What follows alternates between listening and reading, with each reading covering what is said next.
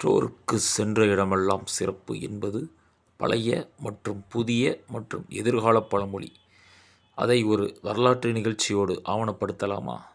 ஒருமுறை புலவர் மோசிகீரனார், அதாவது சங்ககாலத்து புலவர் ஒருவர், பெருஞ்சேரல் இருமுறை எனும் சேர மன்னனை பார்க்க சென்றிருந்தார்.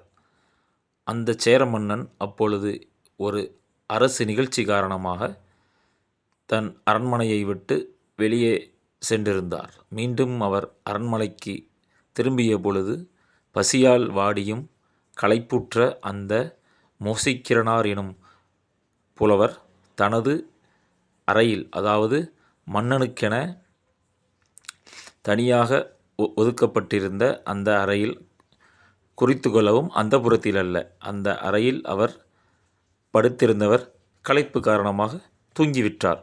இதை அறிந்த அந்த மன்னன் எந்த சலனமுமின்றி அந்த புலவரின் அருகில் சென்று அவருக்கு தனக்கு சாமரம் வீசும் அதே சாமரத்தை எடுத்து அந்த மன்னன் அந்த மோசிகீரனார் எனும் அந்த புலவருக்கு சாமரம் வீச துவங்கி சிறிது நேரம் கழித்து விழித்தெழுந்த புலவர், ஐயோ மன்னா, நான் பெரும்பிழை செய்துவிட்டேனே என கதற, அந்த மன்னன், இல்லை, தங்களது தமிழுக்கும் தங்களது தமிழ் புலமைக்கும் நான் வீசிய சாமரம் என்றுமே உகந்ததுதான் என கூறி அந்த புலவரின் பசி தீர்த்து அவருக்கு பொருள்கள் அளித்து அனுப்பி வைத்தான். ஆகவே கற்றோருக்கு சென்ற இடமெல்லாம் சிறப்பு என்பது உண்மைதானே?